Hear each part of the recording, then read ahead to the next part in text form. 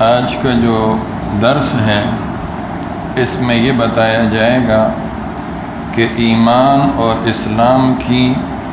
چند ظاہری نشانیاں ہیں، اور حدیث میں 3 بڑی بڑی نشانیاں بتائی ہیں۔ جس آدمی میں وہ 3 نشانیاں پائی جائے مسلمان سمجھا جائے، ہم یہ کہیں گے کہ وہ مسلمان ہے۔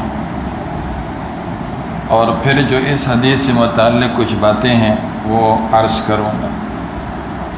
یہ بخاری شریف کی حدیث ہے، اور حضرت انس بن مالک رضی اللہ عنہ سے روایت ہے کہ رسول اللہ صلی اللہ علیہ وسلم نے فرمایا، جو کوئی ہماری سی نماز پڑھے، ہمارے نماز کی طرح نماز پڑھے، یہ ایک بات ہو گئی۔ اور دوسری بات، اور ہمارے قبلے کی طرف رخ کرے، اور تیسری بات، ہمارا ذبیحہ کھائے، بس وہ مسلم ہے، جس کے لیے اللہ کی امان ہے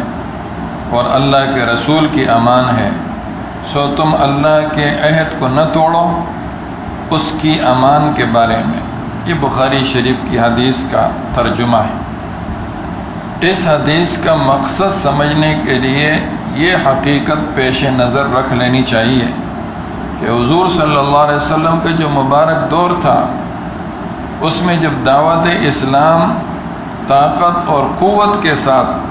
بڑی تیزی سے بڑھتی جا رہی تھی، تو بکثرت ایسے واقعات پیش آتے تھے کہ بعض لوگ اسلام قبول کر لیتے تھے، لیکن خاص حالات میں ان کے متعلق اس شبہ کی گنجائش رہتی تھی کہ شاید انہوں نے حقیقی طور پر اور دل سے اسلام کو اختیار نہیں کیا، یہ کوئی شبہ رہتا تھا۔ تو رسول اللہ صلی اللہ علیہ وسلم کے اس ارشاد کا خاص تعلق ایسے ہی لوگوں سے ہے کہ جب ایک آدمی نے اسلام قبول کر لیا، وہ مسلمان ہو گیا ہے، اور مسلمان ہونے کے بعد وہ ہماری طرح نماز پڑھتا ہے اور ہمارے قبلے کی طرف منہ کرتا ہے، بیت اللہ کی طرف منہ کر کے نماز پڑھتا ہے، اور جب ہم جانور ذبح کرتے ہیں، یعنی ہم مسلمان اللہ کا نام لے کر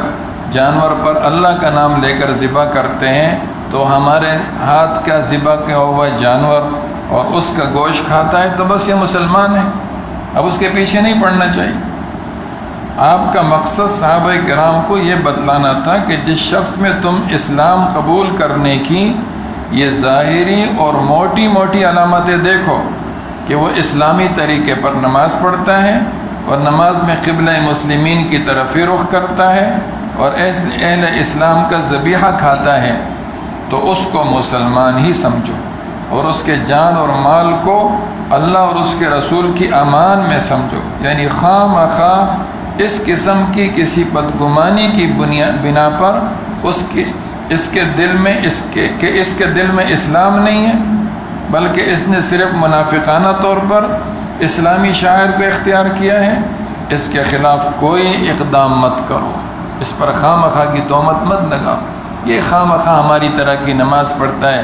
دل سے اسلام نہیں لایا، اور یہ منافق، اس طرح کی باتیں کرنے سے رسول اللہ صلی اللہ علیہ وسلم نے منع فرمایا، اس کے خلاف کوئی اقدام بھی نہیں کرنا چاہیے۔ بہرحال اس حدیث کا مقصد اسی بارے میں مسلمانوں کو تنبیہ کرنا ہے،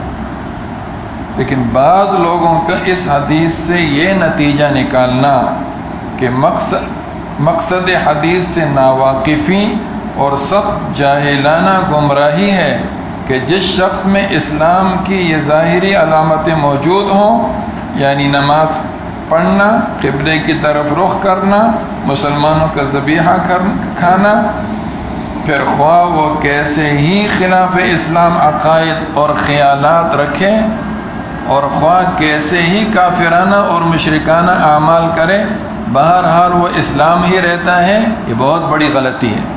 یہ بہت بڑی غلطی ہے۔ ہمارے دور میں ایسا ہوتا ہے، جتنے گمراہ فرقے ہیں، جتنے ملحد ہیں، زندیق قسم کے لوگ ہیں، اور منہ پھاڑ پھاڑ کر اسلام کے خلاف باتیں کرتے ہیں، لیکن جب نماز کے لیے کھڑے ہوں گے تو ہماری طرح نماز پڑھتے ہیں، ان کی نماز میں ہماری نماز میں کوئی فرق نہیں، ہماری طرح ہی قبلے کی طرف منہ کرتے ہیں، بیت المقدس کی طرف منہ نہیں کرتے۔ اور جو مارکیٹ میں ہمارے مسلمان جانور ذبح کرتے ہیں اس کا گوشت کھاتے ہیں۔ جس آدمی کے نظریات کا پتہ چل گیا، جس آدمی کے عقائد اور خیالات کا پتہ چل گیا کہ یہ تو منافقانہ، مشرکانہ، کافرانہ ہے، تو اب وہ جتنا بھی اخلاص کی طرح ہماری نماز پڑھے ہم اس کو مسلمان نہیں کہیں گے، وہ مسلمان نہیں ہوگا۔ یہ اس وقت کی بات تھی کہ لوگ نئے نئے اسلام میں داخل ہو رہے تھے، کفر چھوڑ کر اسلام میں داخل ہو رہے تھے، تو آپ نے فرمایا خواہ کھود کھرید مت کرو کہ پتہ نہیں یہ پرانے طریقے پر منافق ہے یا پرانے طریقے پر کافر ہے، شاید ہمیں دکھانے کے لیے، اپنی جان کو بچانے کے لیے کہ مسلمان ہمارے خلاف جہاد نہ کرے۔ آپ فرمایا ایسی بات مت کرو، جب یہ 3 موٹی باتیں اس کے اندر ہے تو مسلمان ہے، لیکن جس میں یہ 3 موٹی باتیں ہوں اور اس کے باوجود ہمیں اس کے عقائد معلوم ہو جائے، اس کے نظریات معلوم ہو جائے، تو ہم یہ کہیں کہ یہ آدمی پرلے درجے کا گمراہ ہے، یہ بدعقیدہ آدمی ہے۔